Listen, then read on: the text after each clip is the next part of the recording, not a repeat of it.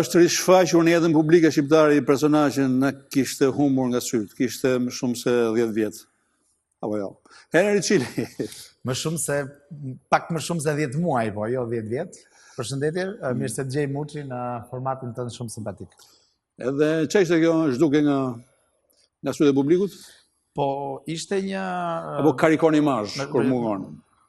Po ka një dilemë që çfarë do themi, u bë pak gjatë në jetën publike dhe pse jemi të rinj ose relativisht të rinj dhe para emisionit po të thoya që vitin tjetër bën gati 25 vjet punë që nga dita e parë e punës në gazetën Koha Jon në 1 tetor 95 dhe kisha nevojë për një lloj shkëputje. Së dyti, pas zgjedhjeve të 25 qershorit, në një farë mënyre, isha paksa në pritje për mënyrën se si do merrnin ngjarjet dhe fabulat.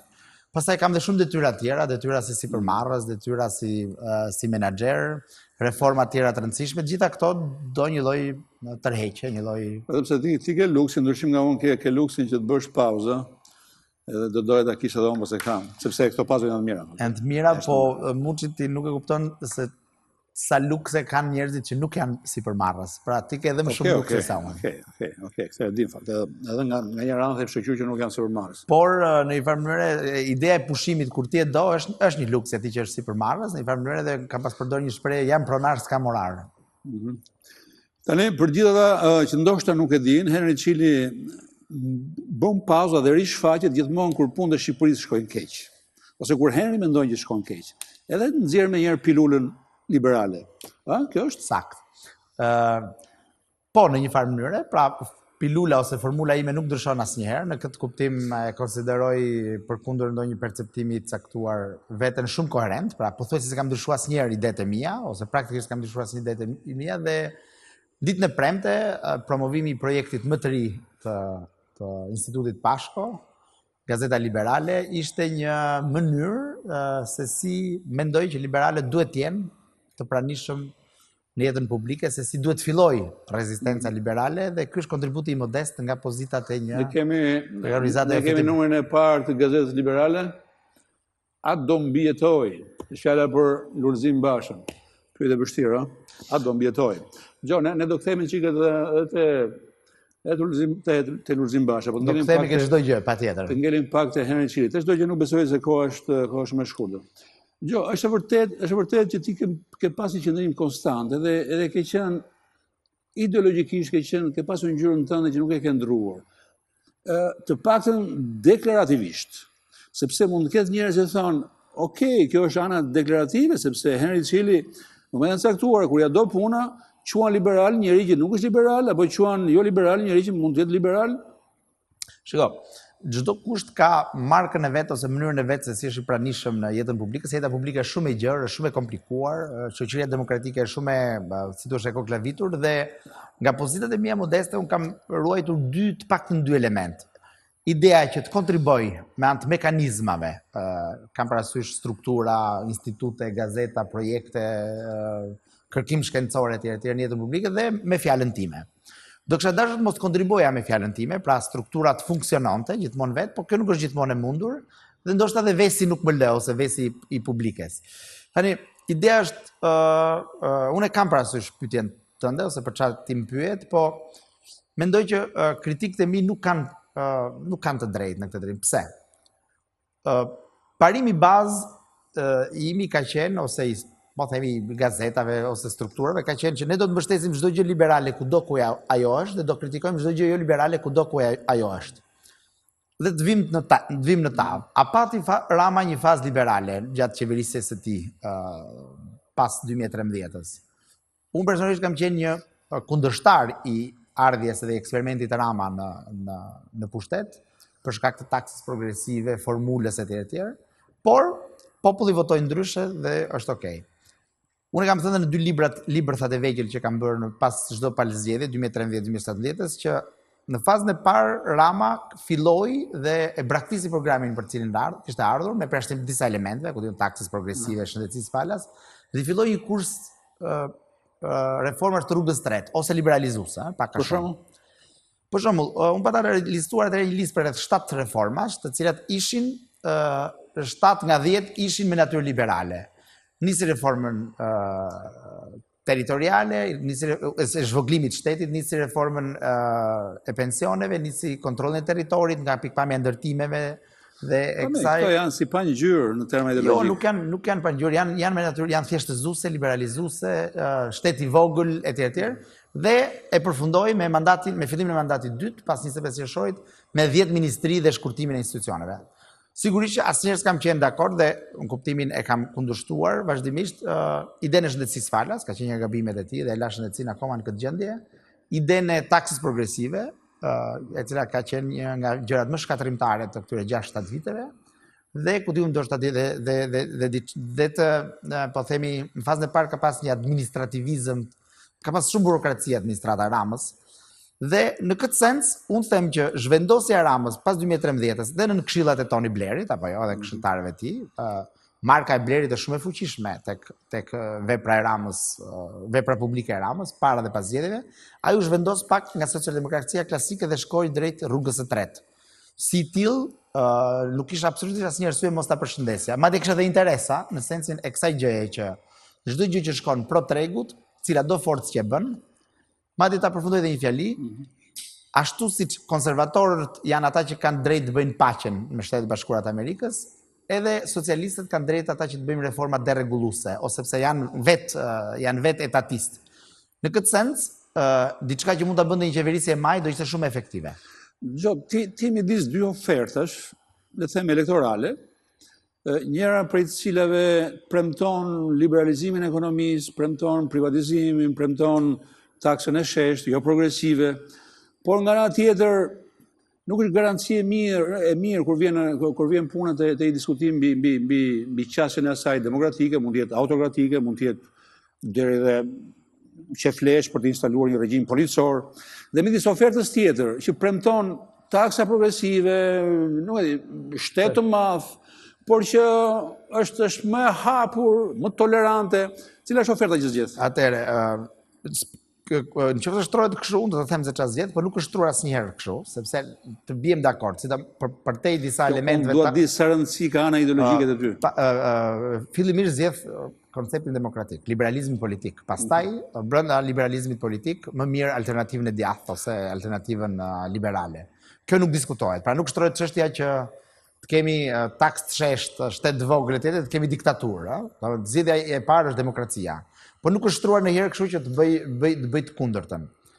Të bijem dakord që pas elementeve të autoritarizmit 92-96, Shqipëria nuk ka pasur më realisht një rrezik të madh autoritariste. As sot nuk e ka. Le ça diskutohet. Nuk jam dakord me këtë që Shqipëria rrezikon.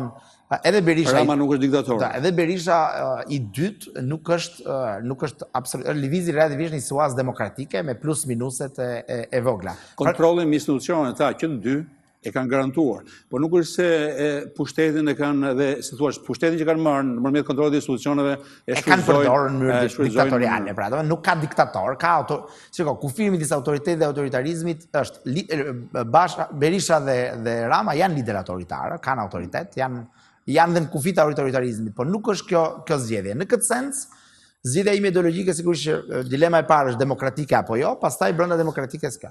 Okej. Po dëgjoj, sot pra nuk do pranoj një regjim fashist. Sot çfarë po ndodh në Shqipëri? Me pak fjalë.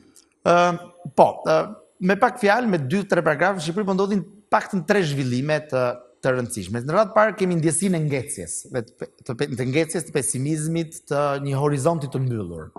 Deri 2015, 2016, 2013, Shqipëria ka pas një pavarësisht nga problemet, ka pas një sens perspektive, ka pas një sens horizontit hapur. Elementi i dytë është fakti që në mënyrë të ngushtuar, modeli aktual, me fjalën modeli është pak abuzim, oferta ose struktura aktuale e qeverisë pothuajse ka shtëruar mundësitë e veta dhe lideri i saj, Rama. Por mbi të gjitha, Shqipëria rrezikon të vulos fatin e vetë si një vend i prapambetur, të rivulloset ose të ringjitet në këtë. Në teoritë e zhvillimit ka një moment kur një shoqëri ose një komb kalon nga shoqëria e pa zhvilluar në zhvillim e zhvilluar, ne nuk po bëjmë atë take off-in, është një fazë që quhet siç merr avioni. Pra ne nuk po e bëjmë dhe 30 vjet pas rrëzimit të komunizmit, nuk po bëjmë të tejkovin drejt një Shqipërie të zhvilluar. Okej, vetëm se ti zgjidhjen e kërkojnë gjithmonë brenda establishmentit. Nuk e di, e ke këtë prirje për Po, të kërkuar. do ta them. Unë jam totalisht për establishmentin. Çdo zgjidhje kundër establishmentit mua më shtit të dridhmat, më krijon ose ekstremizëm fetar, ose ekstremizëm punist, ose ekstremizëm. Çka kemi të Robin e gentlemanin që ka dalë në protest, edhe nuk e kam me bashkë, ka me mendimin e regjisë do kemi një fotografi tjetër, që mua duket e lezetshme. Këtu është një zotni, me emrin Dilaver, se lexova në shtyp, edhe ka dalë, edhe ka bërë nuk e di, një butaforie të sistemit politik sot. S'ka Shqipëri për 3 tepsi. Nuk ka Shqipëri me 3 tepsi dhe 3 tepsi mi kokë. Me fjalë, ti nuk je dakord me denuncimin që i bën establishmenti. Dilaveri ka shumë të drejtë dhe me intuite ka kapur që ky është një vend i vogël që duhet menaxhuar në një mënyrë më të thjeshtë. Për shembull, unë jam qartësisht për sistemin bipartizan, dypartiak, dhe për sistemin majoritar në këto rrethana ose pas kësaj eksperience demokratike. Kam qenë dikur për sistemin proporcional për të shpërthyer pak spektrin politik, është temë gjatë ky diskutim. Për shembull, jam dakord për 2 tepsi, në thonjza, në kuptimin negativ. Bile duhet të jem reaksionar fare në këtë tezë. Ideja ime është pak a shumë kjo, Muçi, që sistemi bipartizan ose sistemi dypartiak është interes publik dhe interes kombëtar. Pa 2 partitë mëdha ne shpërbëhemi si shoqëri. Imagjino që të ketë ndorë marrëveshje ndërkombëtare në parti e vogël, në ministri i jashtëm ose që vota të varet nga këto. Bile do shkojmë tutje në këtë reaksionaritet. Unë mendoj që PD dhe PS janë mbi nivelin e Shqipërisë. Shqipëria është më poshtë se PD dhe PS. Do ta çojmë tutje, do ta thelloj plagën. Partia Demokratike dhe Partia Socialiste kanë sakrifikuar shumë për Shqipërinë. Jo e kanë sakrifikuar Shqipërinë. Dhe e fundit, le t'i japim sistemit bipartizan, t'i japim instrumentet e tij. Instrumenti kryesor i tij është sistemi majoritar. I pastër, pa kompensime, pa forma të tjera, që të zhvillojmë një luftë vërtet politike, sepse ashpërsia ka kaluar, dhe të stabilizojmë spektrin politik.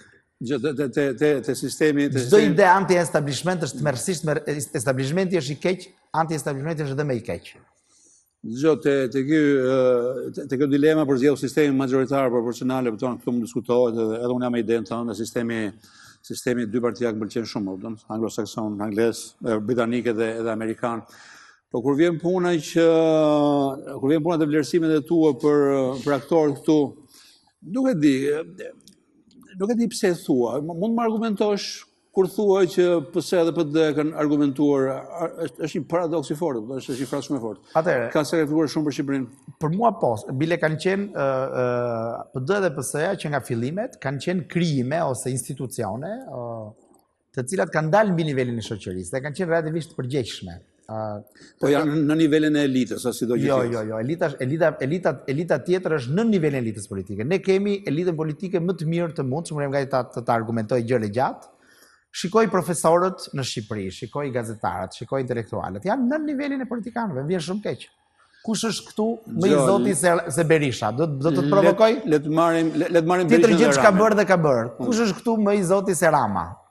Po më i zoti si e ma zotësi, me çfarë kriteri? Po nuk ka rëndësi pra, në polivalencën e vet. Unë kam tërsi.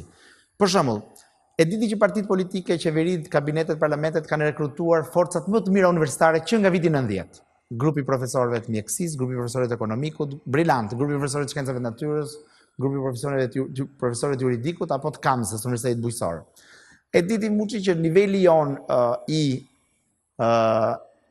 profesional i ministrave i lëm degradimet, se ka degradime etj. Ka qenë absolutisht nga njerëzit më të zgjedhur. Pra, në këtë sens, për mua, Partia Demokratike dhe Partia Socialiste janë mbi nivelin e Shqipërisë. Çdo gjë tjetër në Shqipëri është më poshtë. Rama dhe Berisha, nuk di, po të marrim si entitete... Po Nano, po Gramozi, po Recep Tayyip Po të shohim bëmat e tyre, një njeriu që do ndalet kur ka Ramën përballë, edhe për ta gjykuar, edhe ndalet e fakti që ai ka bërë një aleancë, le të themi, me personazhe me gangut e Shqipërisë. Nuk di ç'ka. Këta i kanë bërë shumë të... Ose ç'a mund thuash për Berishin, del në televizion dhe thotë, unë jam me kanunin, dhe nëse s'do e vriste garda, do e vrisja unë. Këto janë aberracione, dhe këto janë, nuk po them që këta janë njerëz, nuk thash që këta janë njerëz përsosur. po janë më të mirët e mundshëm. Shiko, ka pas bërë në vitin 2012 një debat tek Top Story për nivelin e elitës politike dhe konstatuam që Berisha që ishte kryeministër dhe Rama që i pritej të vinte kryeministër në 100 vjetorin e shtetit shqiptar, ishin ku më të mirë se 7% ose më profile më evidente se 7% e kryeministrave të BE-s. Kush ishte në Itali? Bersani. Kush ishte në Serbi? Bile bëm gallat me Ylli Rakipin se tha, po jo Tadić që ka qenë fotomodel, Brekësh ka qenë. Kurse këta ka qenë profesor të paktën. Pra ne nuk duhet të ankohemi këtë. Elita politika na ka marrë forcat më të mira intelektuale, intelektive të vetëm se ti përdor si kriter atë IQ-n e thjeshtë, inteligjencën individuale, po duhet marrim edhe kriteret tjera, qëndrimi që kanë këta ndaj shtetit, ndaj moralit, ndaj Shiko, këto janë politikanë shumë problematik, por ne nuk duhet harrojmë diçka. Dhe kjo më vjen shumë keq që ky relativizmi i mediave sociale dhe ky agresiviteti i kësaj botës virtuale ka humbur çdo sens referencë. Shiko më çim. Tranzicioni shqiptar është një nga më të suksesshmit e lindjes, një nga 4, është me studime të plota, studime të rëndësishme, një nga 4 rastet më të suksesshme. Pse? Sepse do marrësh referencën.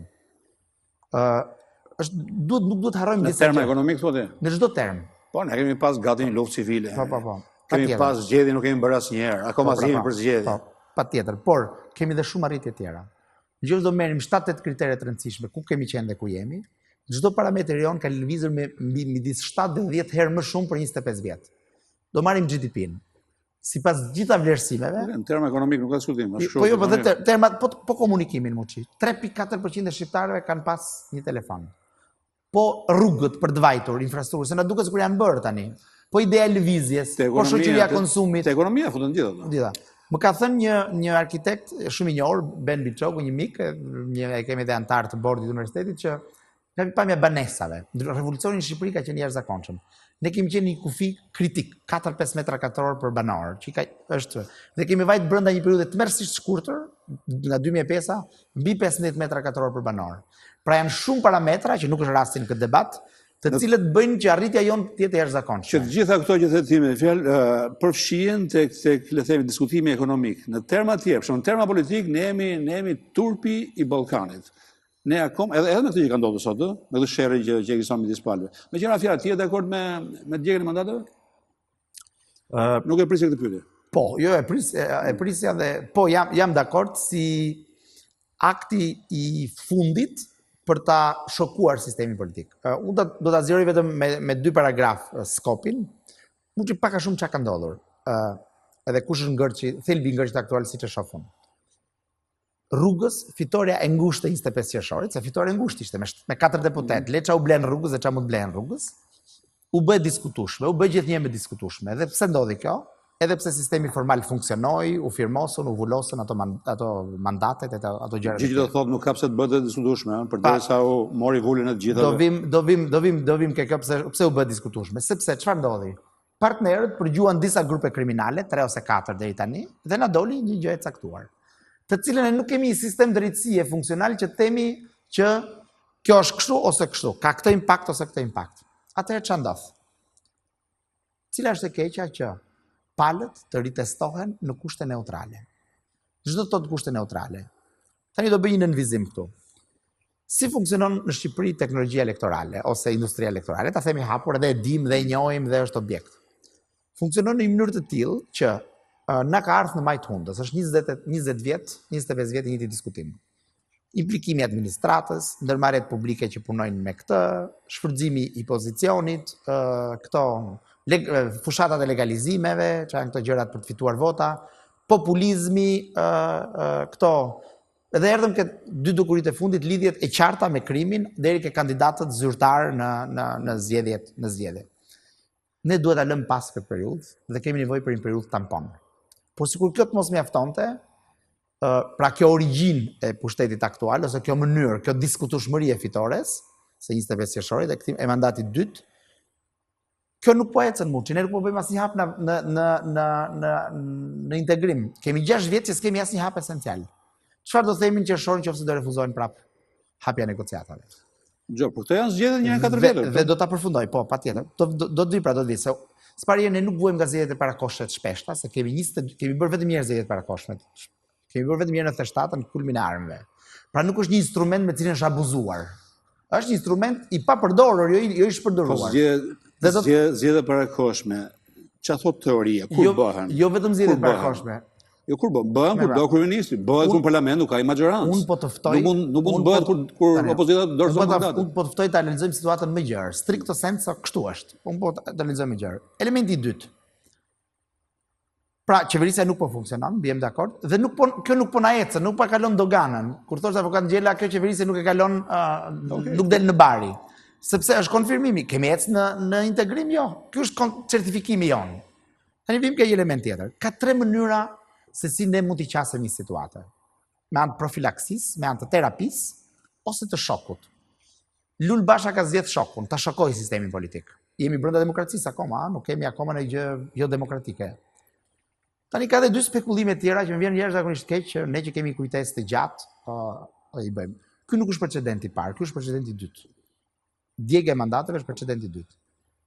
Djegja e mandateve që bëri opozita në zgjedhjet e 26 majit, pavarësisht nga rrethanat, nga simptomat, në thelb është njëjta gjë. I dogji mandatet në ditën 0 të mandatit të dytë Berishës. Ja, si mori mandatet fare. Ose si mori, është njëjta gjë. Të mos t'i marrësh, do të djegësh. Është njëjta gjë, se ne jemi njerëz inteligjentë, kuptojmë sinonimin. Dhe ti djegësh mandatet në ditën e 500. Është njëjta gjë, kur kanë dalë disa prova të reja. Por bashkuar gjithë këto rrethana, shto dhe një rrethan tjetër. Ne jemi në një situatë muçi që ne nuk kemi një sistem drejtësie. E kishim të keq, tani nuk e kemi. Dhe ne nuk kemi një mundësi që të verifikojmë diçka. Se vërtet ndodh një spekullim elektoral në Amerikë dhe kudo, po ka një sistem që thotë po ose jo. Qoftë dhe për arsyen, për ta lënë pa impaktuar rolin e qeverisë në reformën drejtësisë, ne na duhet një qeveri tranzitore, një periudhë tranzitore. Shkon do të përmend 2 shembuj. Në ligj, edhe do të them vetëm fabull, në ligj thuhet që antarët të KED-s, Këshillit të Lartë, Këshillit të Veprimeve Drejtësie ose diçka kësaj natyre, janë vetëm magjistrat. Kemi sot një njeri të nderuar që nuk e di pse ka pranuar këtë post, si nuk është magjistrat dhe është antar i KLD-s. Ku do ta gjejmë këtë verifikim? Ku do ta çojmë? Kemi rastin e zonjës Prela, që është shumë i diskutuar. Nuk po i hyj fare në themel. Për të njëjtin precedent, një gjykatës seleksionohet, një gjykatës nuk seleksionohet. Unë nuk dua të jap jehon spekulimeve të opozitës. Por, nëse vazhdohet kështu, njëra majorancë do ta impaktojë.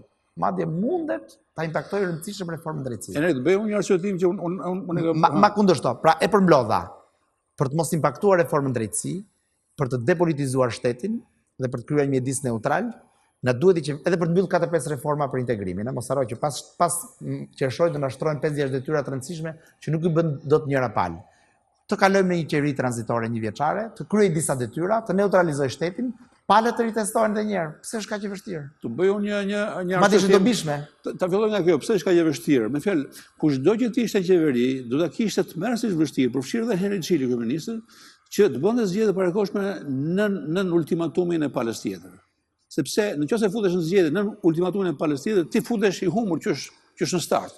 Edhe nuk është ka ultimatum, ka qeveri tranzitore 1 vjeçare. Ultimatum janë djeg mandatet. Një kjo. E dyta, të bëj një arsyetim që unë e kam bërë dhe herë tjetër. Edhe duhet ma djosh edhe ti. Këtu ekziston problemi i zgjedhjeve në Shqipëri. Ka 30 që ekziston problemi i zgjedhjeve. Dhe është problemi vjetër. Shitja dhe blerja e votave ekziston prej kohësh. Bilon kam sjellë shembull që këtu edhe në parlament, këtu ne kemi zgjedhur një president të Republikës duke bler vota në parlament. 2007 apo në top. Dhe e ka bërë partia e Bashës. Dhe unë do të doja Bashën, i cili gjithashtu vetë u bë kryetar bashkie me një apton me vendim administrativ, me vendim vallën postin, apton. Një post shumë rëndësishëm, më rëndësishëm mbas kryeministit. Dhe ka qenë Basha. Dhe unë do doja që Basha dilë të thoshte, unë po bëj një mea culpa të madhe historike. Unë mbaj përgjegjësi në vetë të parë për atë që ka ndodhur edhe prej meje, edhe për shkakun tim, lidhur me zgjedhjet. Dhe unë kërkoj nga kryeministi të ulemi bashkë dhe ta zgjidhim këtë problem. Lul Basha është i vonuar në këtë, jo duhet ta bëj, po është i vonuar që të jetë i besueshëm për të tutje. Po se del Berisha dhe Basha edhe përqafojnë kauzën e zgjedhjeve të reja pa bërë të mea culpa, nuk ka. Ky është keq kuptimi. Tani ti shqisim këto gjëra. Është një qëllim i opozitës për të ardhur në pushtet dhe për të kryer avantazh? Jo, ky është qëllimi ekskluziv. Është një qëllim i opozitës hipotetik për të penguar reformën drejtësie, edhe pse nuk e di si mund ta pengojë tani sepse s'ka mandate fare, s'ka asnjë rol.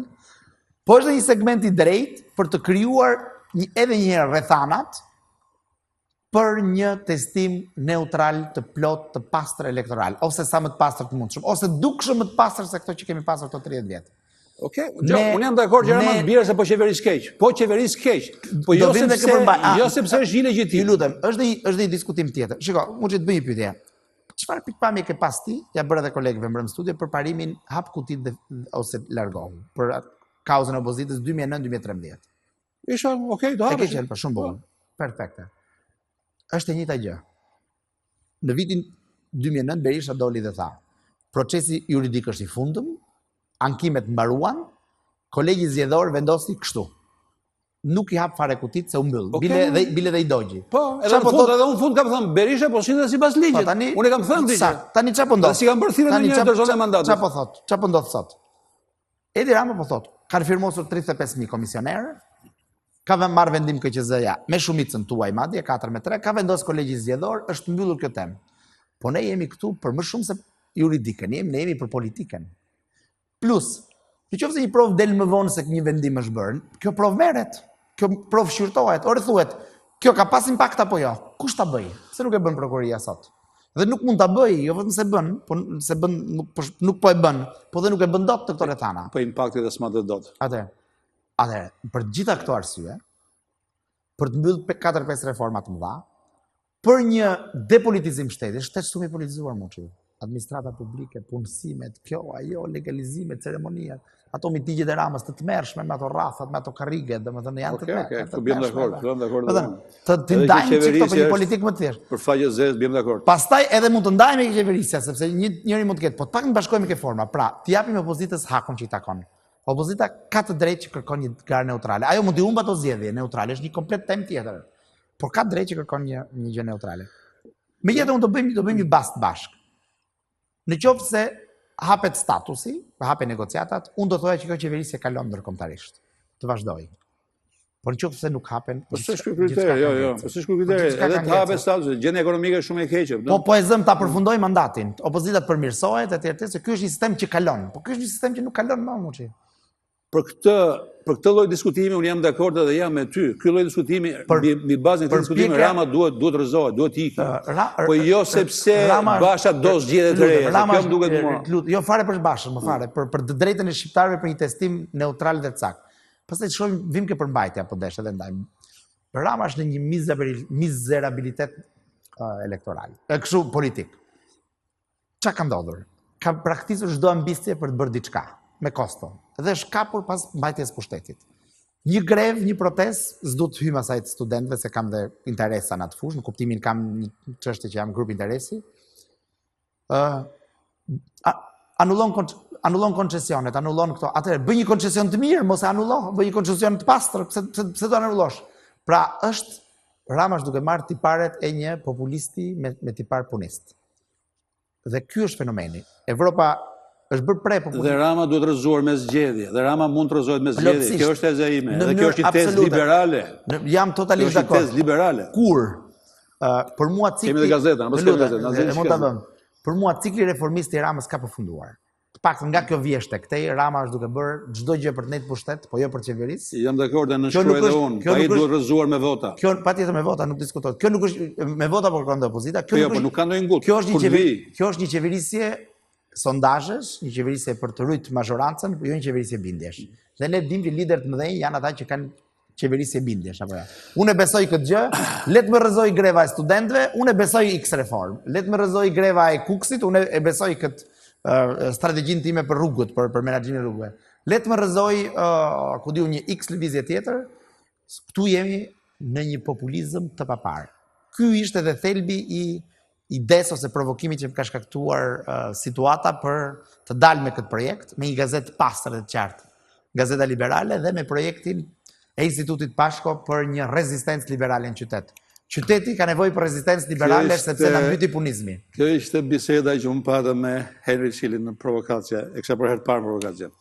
Shumë faleminderit që shektua dhe të uroj suksese me gazetën e liberale, në cilën unë do të jam bashkëpunëtor, do të shkruaj shkrimet që bëj zakonisht. Muçi, faleminderit dhe komplimentet e tij dhe bukur për emisionin, për formatin e tretë të emisionit që duket sikur është e njëjta gjë, po prapë është një risi dhe komplimente për plotësimin e profilit tënd publik. I ftuari dytë Henri, edhe teleshikuesi do t'jetë një kolegi Henri pjesërisht, sepse Henri, pjesa tjetër është kolegu im, si gazetar, dhe shkjala për Koçër Kokdhimën. Se kam idenë çfarë biseda do bëhet me Koçën. Një mik i vjetër i gjitha kohërave. Mirë, do shihemi me Koçën.